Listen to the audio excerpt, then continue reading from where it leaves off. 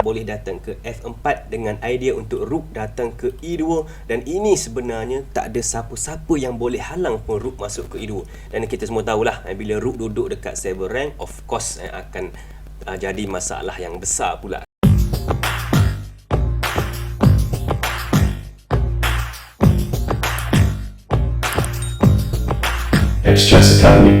Assalamualaikum dan hai kepada semua pencatur. Baik, berita baik buat semua pelajar sekolah rendah dan juga menengah di seluruh Malaysia, sebabnya kejohanan catur yang pertama kali dari X-Chess Academy pada tahun 2022 akan diadakan pada 3 Mac ini. Jadi kat sini korang jangan lepaskan peluang untuk menyertai kejohanan 2022 Millennium Rapid Chess Championship pada Khamis ini, sebab ini merupakan satu kejohanan pertama pada tahun ini dan menyediakan beberapa hadiah yang menarik. Kita ada bagi 80 trofi kali ini berserta dengan e-sijil. Jadi kepada mana-mana yang berminat nak join, silakan boleh rujuk poster ni, boleh daftar dekat link yang tertera ataupun boleh rujuk dalam deskripsi dekat bawah. Jumpa anda di sana. Baik, untuk video kali ini kalau korang ingat, pada minggu lepas saya ada letakkan satu video tentang Magnus Carlsen mengalahkan Ramesh Babu Pragnananda, seorang GM muda. Tapi pada kali ini, pada minggu ini sebenarnya, kita telah mendapat satu kejutan daripada GM muda ini daripada India, iaitu dia telah berjaya mengalahkan GM Magnus Carlsen dan seterusnya menjadi GM termuda yang pernah mengalahkan juara dunia tersebut. Satu pencapaian yang sangat hebat. Jadi kat sini saya ada satu game daripada kejohanan A-Things Master yang baru saja selesai, yang juga dimenangi oleh GM Magnus Carlsen. Tapi pada round ke-8 ini, game ni telah dimenangi oleh Pragnananda. Jadi kat sini jom kita tengok game ni. Kita ada putih yang dimainkan oleh GM Magnus Carlsen menentang hitam yang dimainkan oleh GM Ramesh Babu Pragnananda.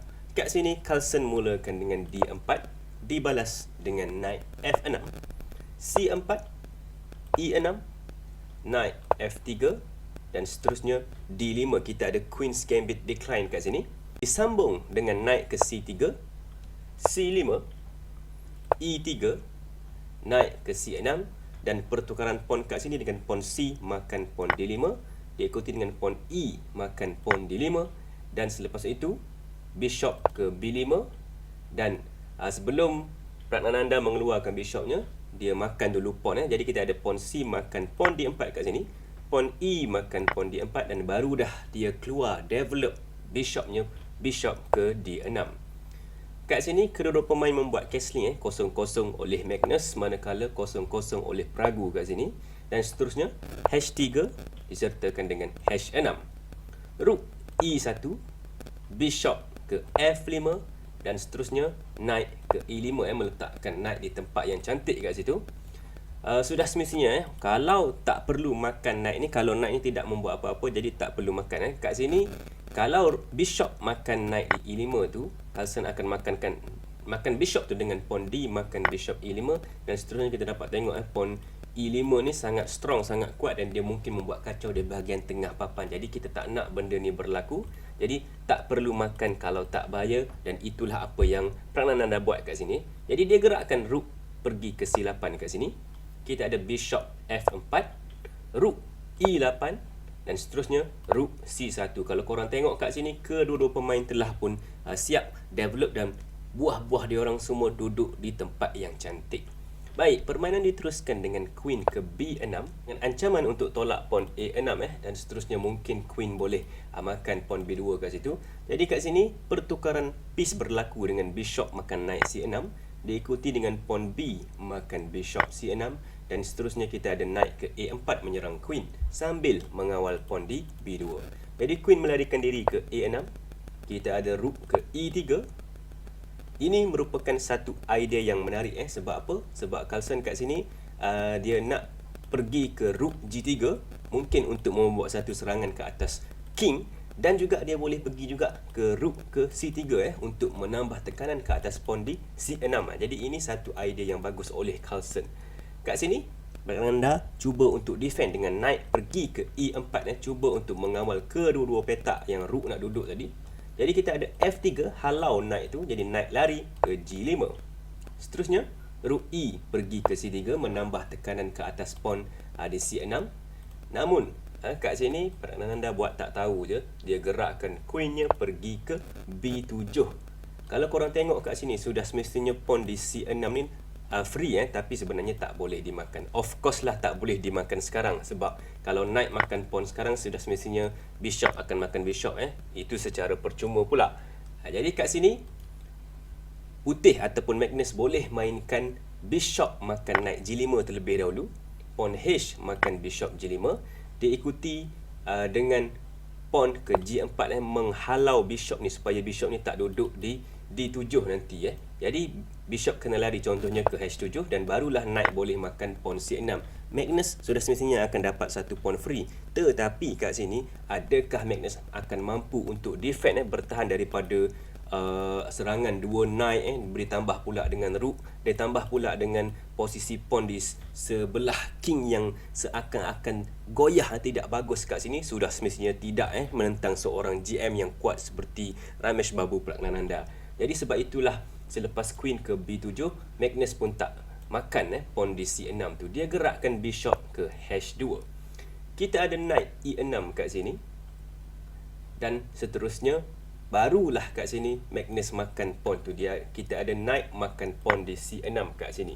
Dalam posisi ini, Ramesh Babu terlepas pandang satu gerakan yang bagus, iaitu gerakan bagus kat sini ialah untuk bishop makan bishop H2 check. Dan selepas king makan bishop H2, knight boleh datang ke F4 dengan idea untuk rook datang ke E2. Dan ini sebenarnya tak ada siapa-siapa yang boleh halang pun rook masuk ke E2. Dan kita semua tahulah, bila rook duduk dekat 7 rank, of course akan jadi masalah yang besar pula kat sini. Namun selepas knight makan pawn C6, Ramesh Babu memainkan knight pergi ke F4 kat sini. Kita ada knight ke E5, patah balik tutup ruang untuk bishop menyerang bishop di H2 kat situ. So, kita ada seterusnya bishop makan knight E5, diikuti dengan pawn D makan bishop E5. Seterusnya, knight ke D3, rook makan rook C8, rook makan rook C8, pertukaran rook semuanya, rook makan rook C8 lagi check, dan seterusnya queen makan rook C8. Diikuti dengan bishop ke G3. Dan kat sini Pragu kata dia ada pas pawn dekat D5, jadi dia pun tolak terus pergi ke D4. Magnus mainkan pawn ke B3. Kita ada queen ke C6, queen D2, king H7, dan seterusnya king H2. Dua-dua king melarikan diri ke tempat yang selamat kat situ. Baik, permainan diteruskan dengan bishop ke G6, queen A5, queen ke C1. Kita dapat tengok kat sini Pragu cuba untuk menggunakan queen dan knight ni, cuba untuk menyerang king lawan. Dan kat sini dia memberikan pawn A7 secara percuma. Namun kat sini selepas Magnus membuat kiraan, dia kata makan pawn tu tak ada masalah. Jadi kat sini dia terus dengan beraninya queen makan pawn di A7, dan Pragu menggerakkan queennya ke E3. Baik, kita ada kat sini knight ke C3 dimainkan oleh Magnus. Nampak macam free, tapi semestinya taklah sebab kalau pawn D makan knight C3, semestinya queen boleh makan queen secara percuma. Itu terjadi blunder lah pula Jadi knight C3 dimainkan oleh Magnus. Namun knight C3 inilah satu gerakan yang menyebabkan beliau mengalami kekalahan. Baik, kat sini korang boleh cuba pause video ini dan cari apakah gerakan seterusnya yang ingin dibuat oleh hitam. Silakan. Gerakan knight ke F4 telah dibuat kat sini, dan ini merupakan satu gerakan yang bagus. Kenapa ini merupakan gerakan yang bagus? Sebabnya kat sini korang boleh tengok ada ancaman untuk makan knight di C3. Kalau bishop makan knight F4, sudah semestinya queen akan makan bishop sambil membuat check. Dan tak kisahlah kalau king turun ke bawah, turun ke rank 1. Contoh kalau king pergi ke H1, queen akan pergi C1 dan seterusnya membuat fork, knight tu akan mati. Manakala kalau selepas queen check tu, kalaulah putih cuba untuk defend block dengan pawn ke G7, sudah semestinya queen akan datang D2, dan ini pun akan menyebabkan fork, knight di C3 pun akan mati. Baik, kita kembali ke sini selepas knight F4 kat sini, apa lagi yang putih boleh buat? Kalau putih ataupun Magnus cuba melarikan knight tu, cuba larikan knight A4 kat sini, semestinya hitam akan menggerakkan knightnya pergi ke E2, dan kita dapat tengok ancaman untuk queen masuk ke G1 membuat checkmate tidak dapat dibendung. Sudah semestinya kalau bishop cuba lari, contoh bishop ke H4, queen akan masuk je dan ini adalah checkmate. Jadi sebab itulah gerakan knight F4 ni merupakan satu gerakan yang bagus yang telah dibuat oleh Pragnananda. Kita tengok kat sini macam mana Magnus cuba untuk defend dia. Dia cuba untuk defend dengan knight pergi ke D1 kat sini. Namun queen D2 telah dimainkan, dia menyerang knight dan ancamannya adalah untuk memakan knight dan seterusnya. Kalau kat sini sudah semestinya kalau bishop makan knight F4 ini sama je, sebab queen akan makan bishop tu dengan check. Dan kalaulah sekali lagi kalau king contohnya masuk ke rank bawah rank 1, mesti queen akan pergi ke D2 dan kita dapat tengok knight ni kesihan tak boleh keluar langsung, terperangkap kat situ dan queen pun tak boleh datang untuk defend knight tu, memang knight tu akan mati. Manakala selepas check ni macam biasa, kalau block di G3, queen akan datang ke D2, ini adalah fork, knight tu akan mati juga. Jadi queen D2 pun bahaya kat sini. Tapi Carlsen tak menyerah kalah lagi, dia terus cuba untuk defend dengan knight F2. Kita ada knight E2 kat sini dengan idea untuk queen masuk dan seterusnya membuat ancaman di G1. Carlsen cuba tolak pawn ke H4, cuba membuka ruang untuk kingnya cuba melarikan diri. Kita ada queen E1, queen D7 dan kat sini satu gerakan penyudah yang dibuat oleh Ramesh Babu Pragnananda dengan knight makan bishop G3 kat sini, dan dia dapat mengutip satu bishop. Kenapa knight tu tak boleh dimakan? Sebab kalau king makan knight G3, queen akan makan pawn E5 check. Kalau king lari ke H3, mana-mana diagonal putih kat situ, sudah semestinya bishop akan buat fork di F5 dan kita dapat tengok queen mati kat sini. Queen terpaksa makan bishop dan selepas queen makan queen, putih akan menang lah kat sini. Namun selepas queen makan check kat sini, contoh kalau putih cuba untuk defend block dengan pawn ke F4, sudah semestinya queen ke E3 pun dapat membuat fork, dapat memakan knight di F2. Contoh king terpaksa lari ke H2, queen akan makan knight secara percuma sekali lagi kat situ. Jadi kat sini sebab itulah selepas knight makan bishop, Carlsen tak boleh nak makan balik knight tu dan dia cuba untuk queen makan pawn D4 kat sini. Dan dalam posisi ni Ramesh Babu Pragnananda telah mempunyai kelebihan satu piece. Dia gerakkan knightnya ke F1 membuat check, memaksa king ke H3, knight E3, queen B2 cuba untuk defend knight di F2 tu. Kita ada gerakan terakhir yang telah dibuat oleh Pragnananda kat sini, iaitu bishop ke C2. Dia tutup pula defend. Kesian Magnus pergi defend, tiba-tiba Pragu pergi tutup pula defend. Dan dalam posisi ni Magnus Carlsen telah memilih untuk resign dan menyerah kalah. Kenapa ya kita dapat tengok kat sini, knight ni memang tak dapat larikan diri, memang akan mati. Contohlah kalau knight tu larikan diri, contohnya knight pergi ke G4, queen akan datang ke H1 membuat check, memaksa king ke G3, queen akan makan pawn G2, memaksa king keluar ke F4 dan kita dapat tengok kat sini selepas knight pergi ke D5, ini adalah checkmate.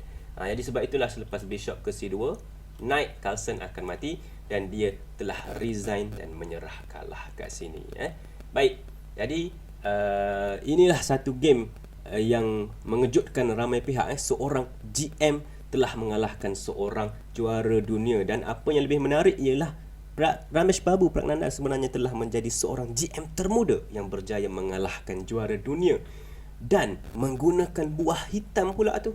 Nampak sangat-sangat bagus permainan dia kat sini. Saya yang dah tua, yang dah dewasa ni, lawan dengan budak tadika pun belum tentu menang. Sangat jauh bezanya, alamak. Okey, itu sahaja untuk kali ini. Terima kasih kerana menonton. Silakan subscribe pada channel kami. Selamat bercatur. Assalamualaikum. Bye-bye.